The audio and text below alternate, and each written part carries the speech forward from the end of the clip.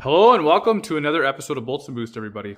I know it's been a quick minute since I've done a video. Life has been busy. So busy, in fact. Well, so busy in fact, I had a third child. So you can all imagine how busy it is around here. Excuse me, I just popped some gum in my mouth so I can chew in something. I'm really excited about this video. I'm going to show you a couple clips, a couple minutes after this intro here. I just want to preface you that I was videotaping in someone else's shop and a friend of mine who doesn't own the shop. So I was trying to be respectful, and that's why I didn't go in depth with this video. But the Porsche got lifted. You and me, we're going to measure how much lift is right now because it's had some time to settle. But let's get to the clips right now. All right, so we're lifting the Porsche, me and my buddy Chris, and we're using this jack here, or lift rather, and it's just one post, and it's just freaking me out. Because if you stop it abruptly or let it down, the other side just wobbles. And we have the stands there to prevent that, but freaky. You guys use this? All right, so here you can see the puck we're installing with the long studs that came with it. It's been a pain in the rear end thus far.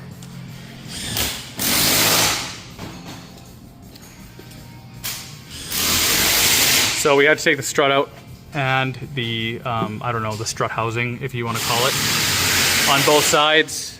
And we also got the rear out, which apparently is a big pain. So we ended up taking this bolt out, and hopefully that'll help us pull this down, because it's a big pain in the butt.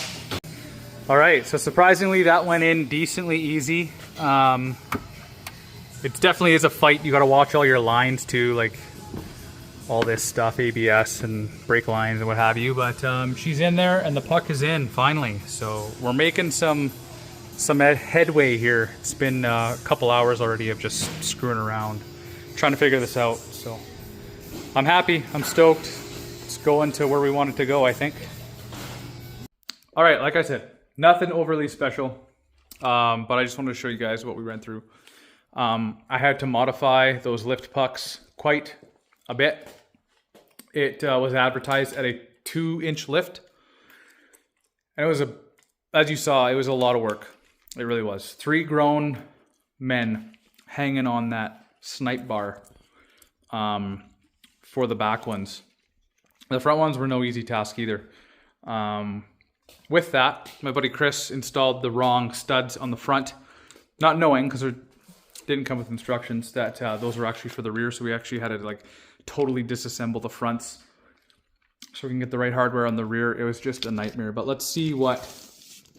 So if you recall, after we put new suspension in this thing, we were sitting at 19 inches all around, from center hub to top of fender here.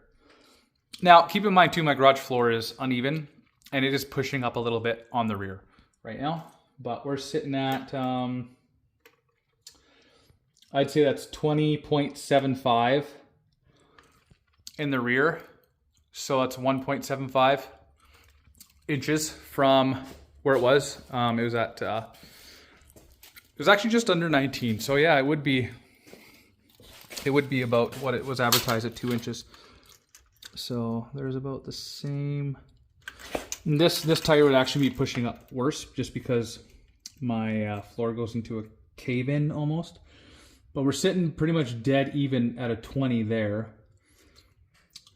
20? Yeah, 20 inch. So it's a 1 inch on that side. But my garage floor is like that. This rear tire always gets pushed in more just because the way it's poured, the concrete. So let's see up front. Again, 19. So we're sitting at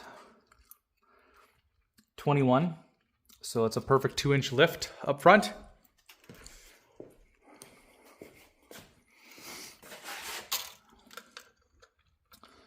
And here we're sitting at just above 21. So yeah, that makes sense. Just the way my concrete's poured. If it was flat land, like properly flat, it would be sitting at probably 21s up front and then the 20.75 total in the rear. Maybe 21s in the rear. However, I do have weight in the back. Let's just take that out and remeasure. Let's see if that made any difference whatsoever. So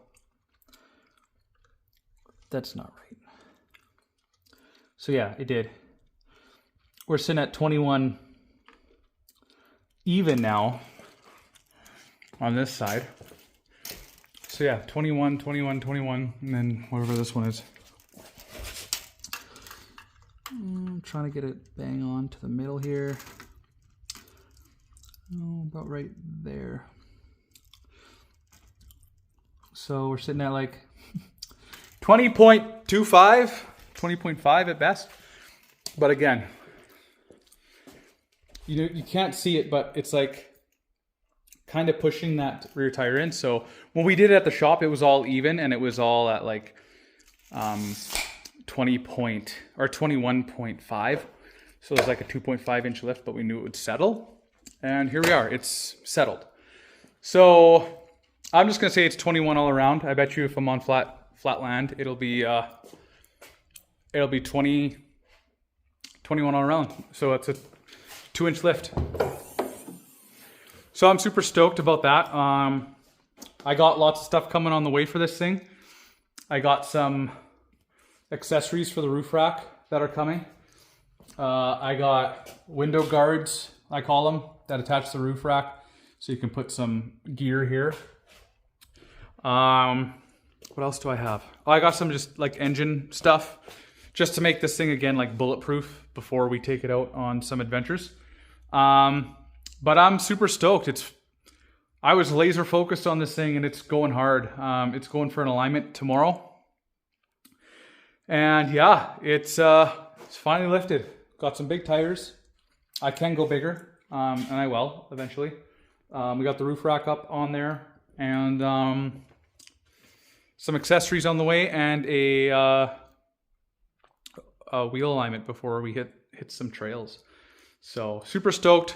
Sorry again it took so long to get a video out, but it's out now and my head is just all over the place right now. So thank you for understanding and making sure you follow along with the Porsche build. The front definitely looks higher than the rear and I hate that look. It was outside and when I was moving the vehicles around it did not look like this. So in my garage it definitely has an illusion that the rear is squatting just a tad, but I don't think it is. Either way, I'm stoked. It drove beautiful too on the highway, like perfect. Tracked very straight and everything. So here's to the next one. Here's to the next video. Hope you guys enjoyed this video as much as I did. And like I said, lots of adventures coming with this thing, and hopefully we can get some camping in this year. That would be awesome. But until next one, peace everybody.